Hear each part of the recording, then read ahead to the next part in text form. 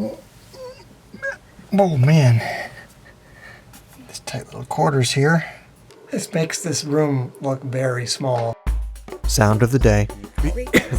Behind the scenes. Whew, that distorts really quickly. Hey guys, welcome back.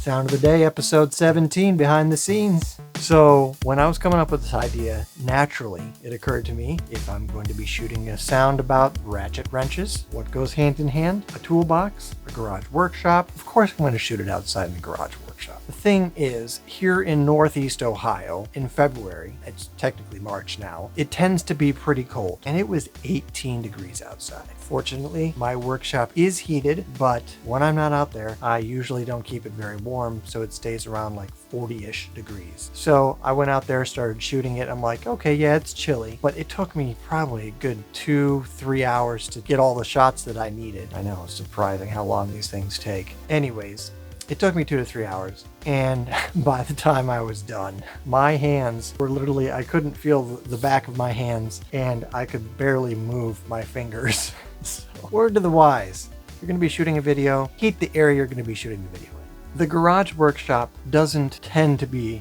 in a very organized and clean fashion, so I needed to clean it up to make it look somewhat presentable. So here I am doing all the things to straighten up the workshop bench and make sure that the toolbox is in working order. And I even used my dust collector to clean all the dust off of it and set everything up.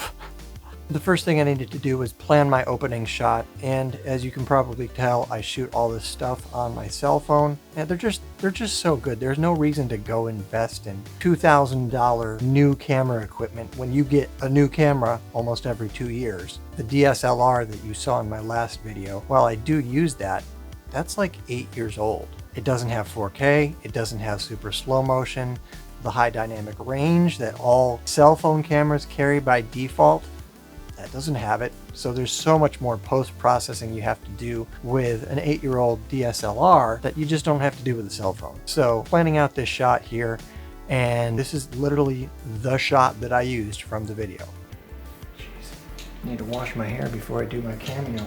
So I'm going to be getting a shot of this right here, and I want my camera to be kind of set over this as I pull it out. So I'm going to use this wonderful boom arm, which I do use quite a bit, and it extends to 6 feet, so it covers all the boom arm needs I have.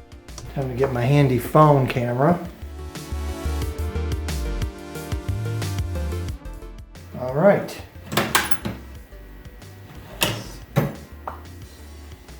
Now, a lot of these shots here, I pretty much know beforehand where I'm going to edit them in the video, so I'll just stop where I know I'm going to cut them. A lot of times I'll shoot the shots 2 or 3 times before I get a good take. This one in particular, I was shooting kind of slow because I knew I would speed it up, like I do with most of the videos I edit. Got my one microphone under here, a little bit of shock absorption here, and then this other one over here, kind of hiding behind this machine, because the angle's going to be about this or something along those lines. So you won't necessarily see these 2 microphones. So I just shot this real quick. Then I realized I had it in landscape mode.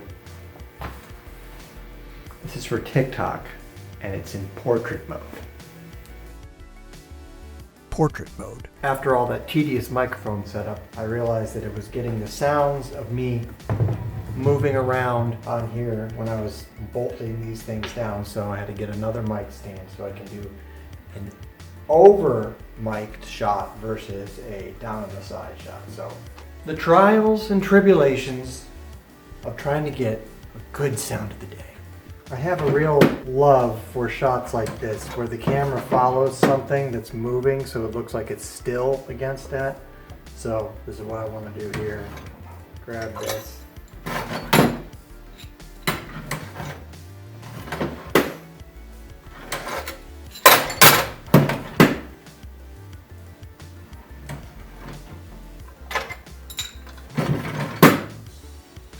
Boom!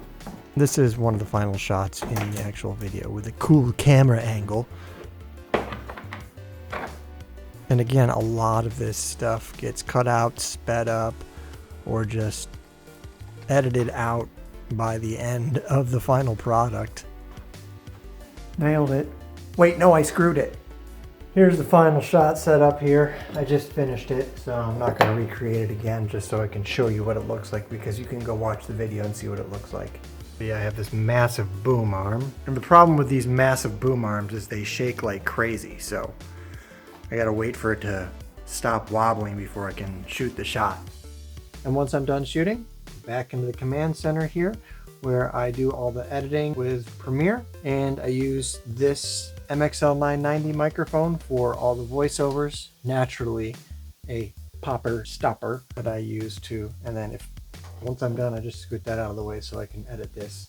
Fun fact, 2 fun facts actually. The music that you hear in this vlog is all stuff that I do, including all the sound of the day stuff. I do music on the side just for fun, so that's what this keyboard is here for. Secondly, this is actually the vlog that I'm editing, and I'm going to splice in this section right here. Just wanted to close it up.